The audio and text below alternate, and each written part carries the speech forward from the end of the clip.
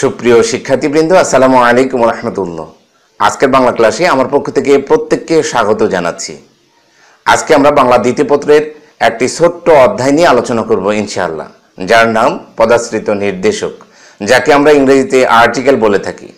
তবে এই অধ্যায়টি আলোচনার আগে বাংলা ব্যাকরণের অধ্যায়গুলো যাতে তোমরা খুব সহজেই বুঝতে পারো, সেজন্য কিছু টেকনিক জানিয়ে দিতে চাই। আর তা হলো, তোমরা যখন যে অধ্যায়টি পড়বে তখন সেই অধ্যায়ের নামটি একটু বিশ্লেষণ করে নিবে, ভেঙে নিবে, এর উৎপত্তিগত অর্থ জানার চেষ্টা করবে। তাহলেই দেখবে সেই অধ্যায়ের বিষয়বস্তুগুলো সম্পর্কে তোমার যথেষ্ট ধারণা হয়ে গেছে। যেমন দেখো, আজকের অধ্যায়ের নাম পদাশ্রিত নির্দেশক। শব্দটিকে ভাঙি, পদ যোগ আশ্রিত হলো পদাশ্রিত। পদাশ্রিত কি করবে? কোনো কিছু নির্দেশ করবে, এজন্য একে বলা হয় নির্দেশক। অর্থাৎ পদাশ্রিত নির্দেশক হলো এমন কতগুলো অব্যয় বা প্রত্যয় যারা কোনো বিশেষ্য পদের আশ্রয় থেকে ওই বিশেষ্য পদটির নির্দিষ্টতা, অনির্দিষ্টতা, সুনির্দিষ্টতা, পরিমাণের স্বল্পতা বা বিশেষ কোনো অর্থ আমাদেরকে জানিয়ে দেবে। আর এগুলোই হলো পদাশ্রিত নির্দেশক। পদাশ্রিত নির্দেশক ইংরেজি আর্টিকেল শব্দের বাংলা পরিভাষা। অর্থাৎ ইংরেজিতে যাকে আর্টিকেল বলি, বাংলায় সেগুলো পদাশ্রিত নির্দেশক। ইংরেজি আর্টিকেল মাত্র তিনটি, এ এন দা। তার মধ্যে দা কেবল নির্দিষ্টতা বোঝায়, এজন্য একে ডেফিনেট আর্টিকেল বলে। আর এ এন অনির্দিষ্টতা বোঝায়, এজন্য এদেরকে ইনডিফিনিট আর্টিকেল বলে। কিন্তু বাংলায় পদাশ্রিত নির্দেশক শুধু তিনটি নয়, অনেকগুলো। তো চলো বন্ধুরা, বাংলা ভাষায় আমরা কি কি পদাশ্রিত নির্দেশক ব্যবহার করছি তা একটু দেখে আসি। আমরা দেখতে পাচ্ছি ছেলে, মুখ, কাঁসা, দড়ি। এগুলো কোন পদ? আমরা দেখতে পাচ্ছি এগুলো বিশেষ্য পদ। 10 সংখ্যাটি কোন পদ? এটি বিশেষণ। এরপর আমরা দেখতে পাচ্ছি টিটা, খানাখানি, গাছা। এগুলো কোন পদ? আমরা দেখতে পাচ্ছি এগুলো অব্যয় ও প্রত্যয়। আমরা একটি বিশেষ্য পদ দেখছি ছেলে, এর সাথে টি যুক্ত হলো। এরপরে দেখতে পাচ্ছি ছেলে, সাথে টা যুক্ত হলো। মুখ, খানি যুক্ত হলো। কাঁসা,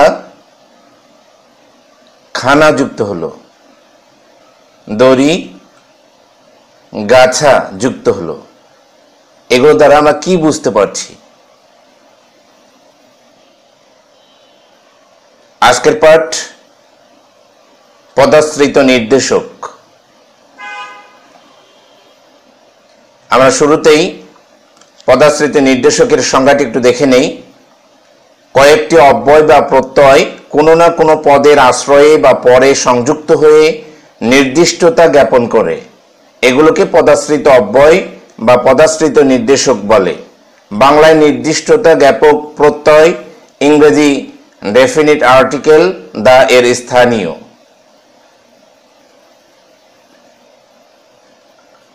পদাশ্রিত নির্দেশক বিশেষ্য বা বিশেষণ পদের সাথে এমন কতগুলো অব্যয় বা প্রত্যয় আছে যেগুলো যুক্ত হয়ে বিশেষ্য বা বিশেষণকে বিশিষ্ট বা নির্দিষ্টতা বা বিশেষভাবে অনির্দিষ্ট, সুনির্দিষ্ট, নির্দিষ্ট প্রকাশ করে। এরূপ অব্যয় বা প্রত্যয়কে পদাশ্রিত নির্দেশক বলে। বচনভেদে পদাশ্রিত নির্দেশকেরও বিভিন্নতা প্রযুক্ত হয়। এটি নৈবেদিক প্রশ্নে এসে থাকে, কি ভেদে পদাশ্রিত নির্দেশকের বিভিন্নতা প্রযুক্ত হয়? তো আমরা জানলাম বচন ভেদে। এক বচনে ব্যবহৃত পদাশ্রিত নির্দেশক টি, টা, খানা, খানি, গাছা, গাছি ইত্যাদি। বহু বচনে ব্যবহৃত পদাশ্রিত নির্দেশক গুলি, গুলা, গুলো, গুলান, গুলিন ইত্যাদি। এছাড়াও খণ্ড অথবা অংশবাচক শব্দে টাক, টুক, টুকু, টো, তা, কেতা, পাটি ইত্যাদি পদাশ্রিত নির্দেশক ব্যবহৃত হয়।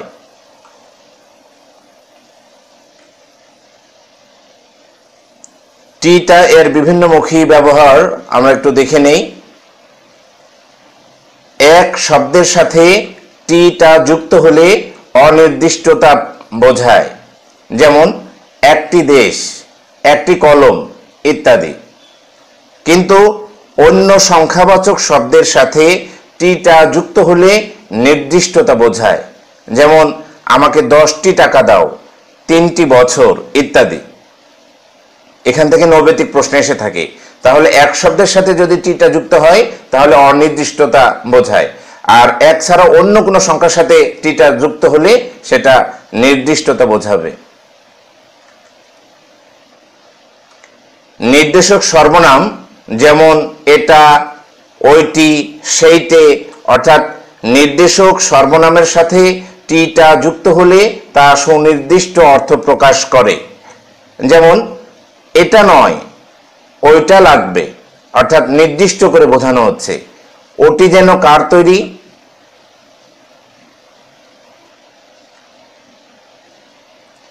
টি যোগে স্নেহভাব বা আদর এবং তা যোগে অবজ্ঞা অথবা অনাদর প্রকাশ পায়।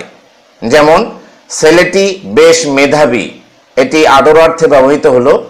ছেলেটা বড় বদ বা বেয়াদব, এটি অবজ্ঞার্থে ব্যবহৃত হলো। কখনো কখনো নিরর্থক ভাবেও টিটা এর ব্যবহার হয়ে থাকে। যেমন সারাটি সকাল তোমার আশায় বসে আছি, এরপরে নেকামিটা এখন রাখো। অর্থাৎ কখনো কখনো টিটা নিরর্থক ভাবেও ব্যবহৃত হয়। যেমন সারাটি সকাল তোমার আশায় বসে আছি, এখানে টি যুক্ত করলেও যে অর্থ প্রকাশ করবে, টি যুক্ত না করলেও সেই অর্থই প্রকাশ করবে। এখানে নেকামিটা এখন রাখো, নেকামি এখন রাখো বললেও যা, নেকামিটা এখন রাখো বললেও তাই। সুতরাং এখানে টিটা নিরর্থকভাবে ব্যবহৃত হয়েছে।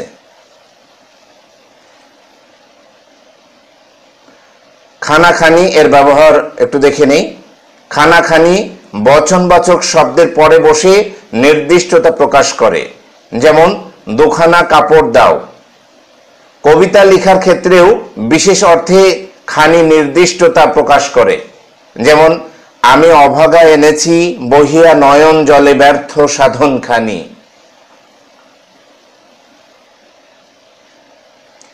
গাছ, গাছা, গাছি এর ব্যবহার একটু দেখি। সরু ও লম্বা জিনিস নির্দেশ করতে গাছ, গাছা, গাছি ব্যবহৃত হয়। যেমন এক গাছ চুল, দড়ি গাছা নিয়ে এসো ইত্যাদি। টাক, টুকু, টুক, টো এর ব্যবহার আমরা একটু দেখি। এগুলো নির্দিষ্টতা ও অনির্দিষ্টতা উভয় অর্থেই ব্যবহৃত হয়। যেমন পোয়াটাক দুধ দাও, এটি এই বাক্যটি অনির্দিষ্টতা প্রকাশ পেয়েছে।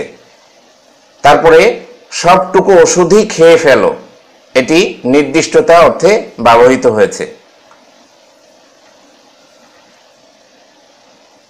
তা, কেতা, পাটি এর ব্যবহার আমরা একটু দেখি। এগুলো বিশেষ অর্থে নির্দিষ্টতা জ্ঞাপনে ব্যবহৃত হয়। যেমন তা, 10টা কাগজ দাও, তা শুধু কাগজের ক্ষেত্রেই ব্যবহৃত হয়। কেতা, ওই 4 কেতা জমির দাম মাত্র 10,000 টাকা। এখানে কেতা মানে খণ্ডর কথা বোঝানো হয়েছে। এরপরে এই দরখাস্তের 1 কেতা অবিকল নকল, এখানে কেতা অংশ অর্থে ব্যবহৃত হয়েছে। এই দরখাস্তের 1 অংশ অবিকল নকল। পাটি, গরুর 1 পাটি দাঁত থাকে না। এরপরে আমার 1 পাটি জুতো ছিঁড়ে গেছে। এগুলো নির্দিষ্টতা জ্ঞাপনে ব্যবহৃত হয়। গোটা এর ব্যবহার আমরা একটু দেখি। গোটা বচনবাচক শব্দের আগে বসে নির্দিষ্টতা অর্থ প্রকাশ করে। গোটা এটি শব্দের আগে বসবে, তবে কখনো কখনো অনির্দিষ্টতাও বুঝিয়ে থাকে। যেমন গোটা দেশই সারখার হয়ে গেছে, নির্দিষ্টতা অর্থ প্রকাশ পেল। গোটা 2 কমলা লেবু আছে, অনির্দিষ্টতা অর্থ প্রকাশ পেয়েছে।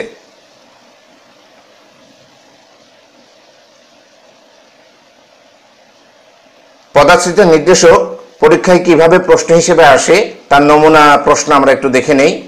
আমরা 1 নম্বর দেখতে পাচ্ছি বিশেষ অর্থে নির্দিষ্টতা জ্ঞাপক শব্দ কোনটি? আমরা অপশন দেখতে পাচ্ছি, উত্তর দেখে নেই। দেখতে পাচ্ছি পার্টি। পার্টি বিশেষ অর্থে নির্দিষ্টতা জ্ঞাপক শব্দ। এরপরে দেখতে পাচ্ছি এক শব্দের সাথে টাটি যুক্ত হলে কি বোঝায়? আমরা উত্তর দেখে নেই। উত্তর দেখতে পাচ্ছি অনির্দিষ্টতা বোঝায়। পদাশ্রিতের নির্দেশক সম্পর্কে আলোচনা আজ এ পর্যন্তই। আমাদের আগামী পর্বে থাকছে এই অধ্যায়ের উপর নির্মিত বেশ কিছু নৈবেদিক প্রশ্ন, যেখানে তোমরা আজকের অধ্যায়টি কেমন বুঝলে, কেমন জানলে তা যাচাইয়ের একটা সুযোগ পাবে। ততক্ষণ পর্যন্ত তোমরা সবাই ভালো থাকো, সুস্থ থাকো, এই প্রত্যাশায় আজকের মতো বিদায় নিচ্ছি। আল্লাহ হাফেজ।